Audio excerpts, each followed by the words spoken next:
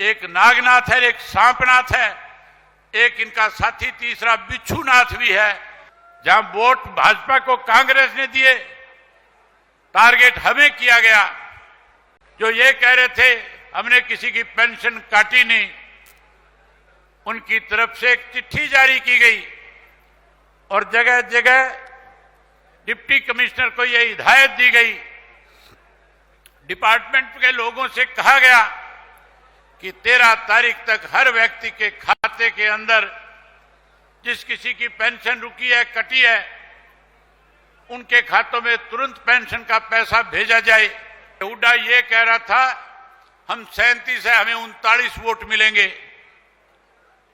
मुझे बड़ी हैरानी थी जब ये बात मैंने उनके मुख से सुनी।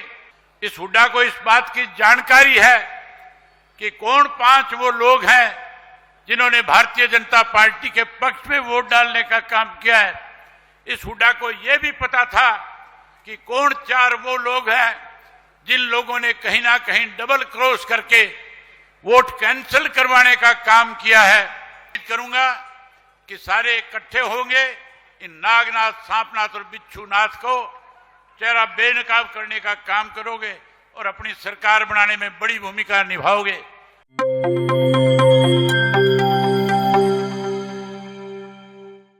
आज 23 मार्च को जींद जिले के नरवाना में इनेलो द्वारा प्रदेश स्तरीय युवा सम्मेलन का आयोजन किया गया। रैली में लोगों का संख्या बल तो काफी था, लेकिन उन्हें अभय को सुनने के लिए 2 घंटे से भी अधिक समय का लंबा इंतजार करना पड़ा। इनेलो सुप्रीमो अभय चौटाला ने अपने भाषण में राज्यसभा चुनाव में हुई क्रॉस वोटिंग को लेकर कांग्रेस और भूपेंद्र सिंह हुड्डा पर निशाना साधने से कोई परहेज नहीं किया।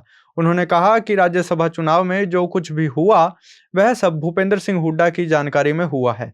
अभय ने भाजपा पर निशाना साधते हुए कहा कि भाजपा सरकार ने बुजुर्गों की पेंशन रोकी थी, लेकिन उनके दबाव में आकर सरकार को रुकी हुई पेंशन देनी ही पड़ी। अभय ने बातों ही बातों में किसी का नाम लिए बिना ही भाजपा, कांग्रेस और जजपा को नागनाथ, सांपनाथ और बिच्छूनाथ भी कह डाला। रैली में कुछ लोगों ने इनेलो की सदस्यता ली और उनमें एक चेहरा धर्मेंद्र ढूल का था। वह 2 बार कांग्रेस की तरफ से जुलाना विधानसभा के चुनाव लड़ चुके हैं। उनके शामिल होने से जुलाना के अंदर विधानसभा स्तर पर पार्टी को कुछ लाभ जरूर हो सकता है, लेकिन प्रदेश स्तर पर कोई विशेष लाभ होने की उम्मीद नहीं की जा सकती।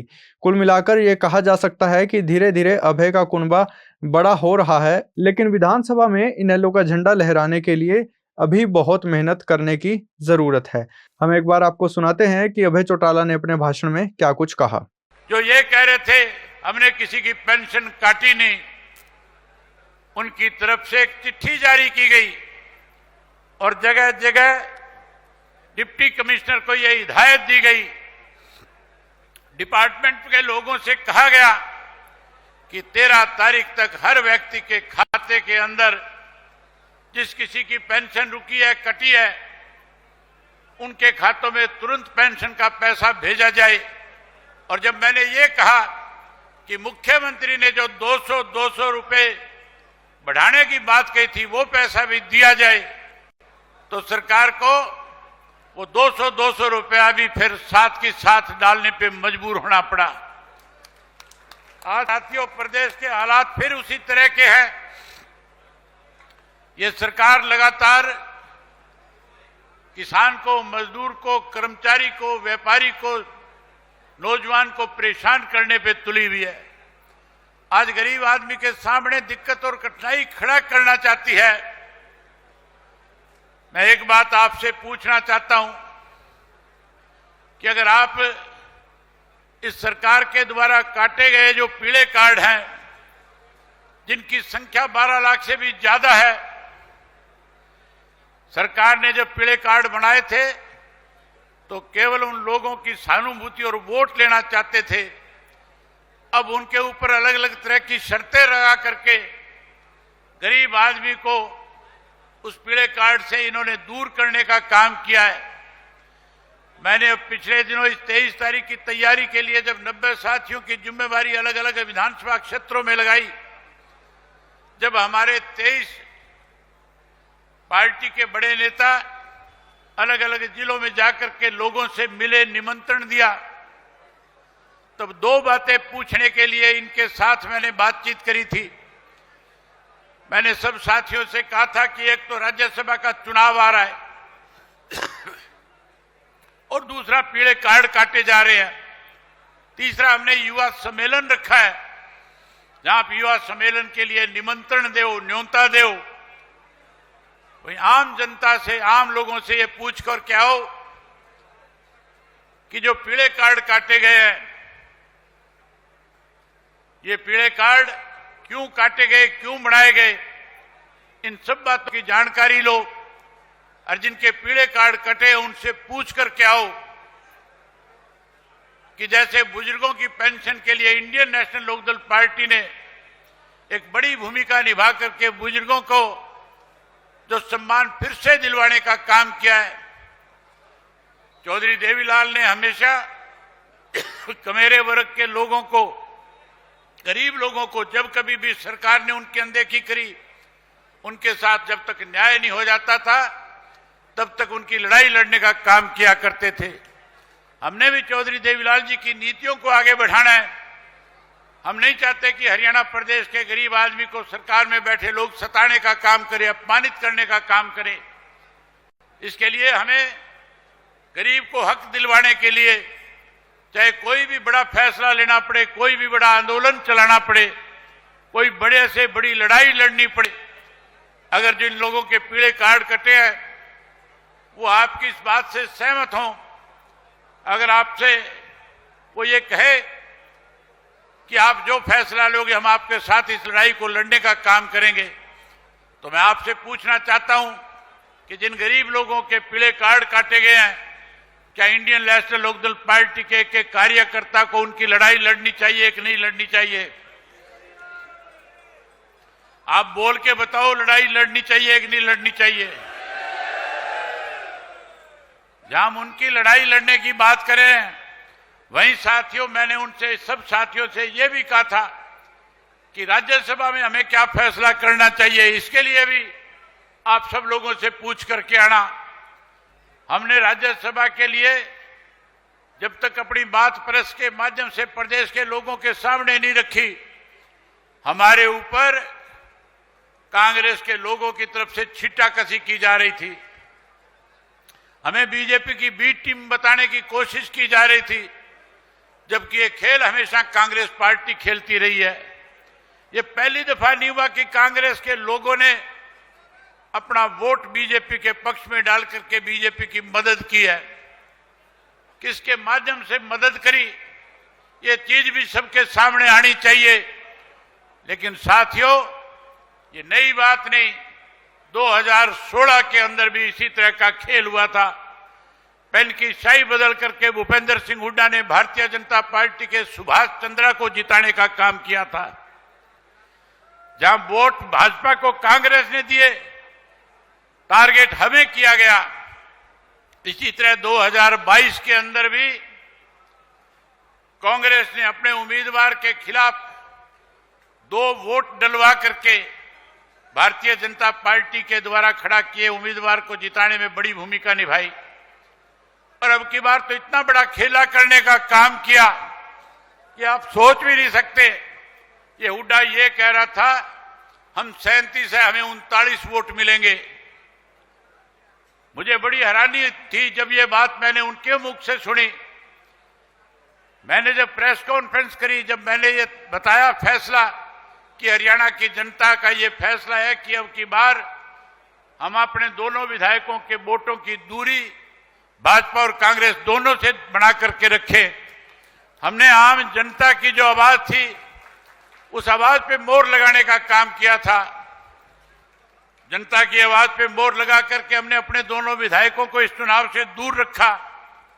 वहीं साथियों, मैंने प्रेस कॉन्फ्रेंस के माध्यम से बताया था और ये बात कही थी। प्रेस के लोगों ने मेरे से पूछा कि क्या अब की बार भी कोई खेल हो सकता है। वे प्रेस के साथी इस बात के गवाह हैं।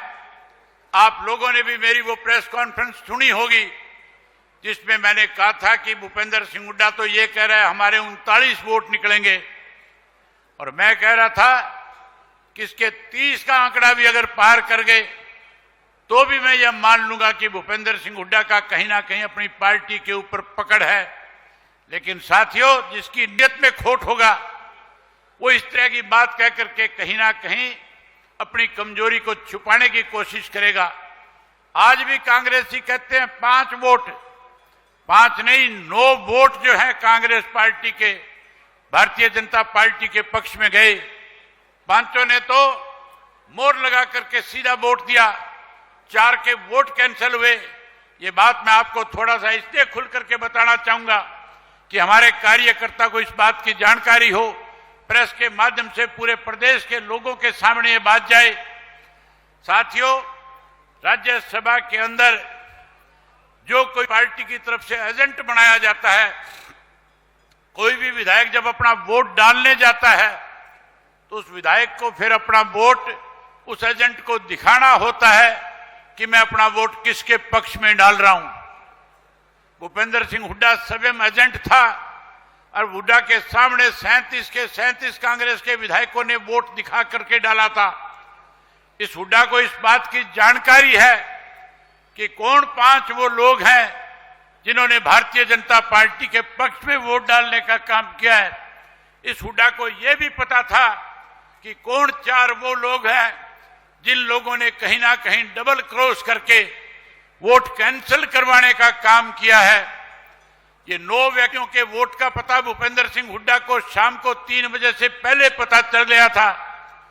हुड्डा किस बात की इंतजार कर रहा था?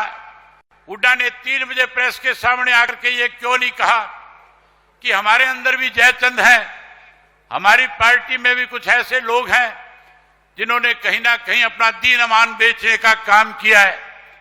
इसलिए ये बात नहीं रखना चाहता था, कहना चाहता था कि सारी बात हुड्डा की नोटिस में थी। ये खेल भी हुड्डा ने भाजपा के साथ मिलकर के हरियाणा प्रदेश की जनता के साथ एक बड़ा धोखा करने का काम किया है। आज हर व्यक्ति को हरियाणा प्रदेश ही नहीं देश के को इस बात का पता है कि किस तरह से कांग्रेस और बीजेपी मिलकर के इस देश को और प्रदेश को कमजोर करने में लगी हुई है। ये केवल हरियाणा में नहीं हुआ, उड़ीसा में किया गया, बिहार में किया गया, जहां साथियों ये लोग मिलकर के इस प्रदेश को कमजोर कर रहे हैं, इस प्रदेश को जहां लूटने का काम कर रहे हैं। एक नागनाथ है, एक सांपनाथ है, एक इनका साथी तीसरा बिच्छूनाथ भी है। आप इन तीनों से सतर्क रहना पड़ेगा, इनके खिलाफ लामबंद होना पड़ेगा, इस लड़ाई को आगे लेकर के जाना पड़ेगा। आने वाले समय में चौधरी देवीलाल की नीतियों की सरकार बने, इसके लिए एक एक कार्यकर्ता को अपने संगठन को मजबूत भी करना होगा। खास करके नौजवान पीढ़ी के लोगों से मैं एक बात कहना चाहता हूं। जहां साथियों आपने हरियाणा प्रदेश का नाम स्पोर्ट्स के अंदर ऊपर उठाने का 5वां 8वां 10वां रैंक लेकर के इस प्रदेश का नाम बढ़ाया, वहीं आपसे उम्मीद करूंगा कि हरियाणा प्रदेश का युवा जो है आने वाले समय में पूरे देश के अंदर ये बात पहुंचाने का काम करेगा कि अब हरियाणा प्रदेश का युवा जागृत हो चुका है। अब हरियाणा प्रदेश के युवाओं ने फैसला कर लिया है कि हम आने वाले समय में न केवल हरियाणा प्रदेश से कांग्रेस भाजपा का सुपड़ा साफ करेंगे, बल्कि हरियाणा प्रदेश में युवाओं की सरकार बना करके एक नई पहचान देंगे इस देश को। जो पढ़े लिखे बच्चे स्वयं अपना रोजगार करना चाहेंगे, हम उन्हें 1 करोड़ रुपए तक की राशि बिना किसी उसके ब्याज के उसको मुहैया कराने का काम करेंगे। और जो बच्चा उस 1 करोड़ से अपना कारोबार शुरू करेगा, उसके ऊपर कोई टैक्स नहीं लिया जाएगा, केवल उसको किस्तों में अपना पैसा देना होगा। ये सारी चीजें तब संभव होगी जब आप इकट्ठे हो जाओगे। मैं उम्मीद करूंगा कि सारे इकट्ठे होंगे, इन नागनाथ, सांपनाथ और बिच्छूनाथ को चेहरा बेनकाब करने का काम करोगे और अपनी सरकार बनाने में बड़ी भूमिका निभाओगे, करोगे, इस काम को आगे बढ़ाओगे।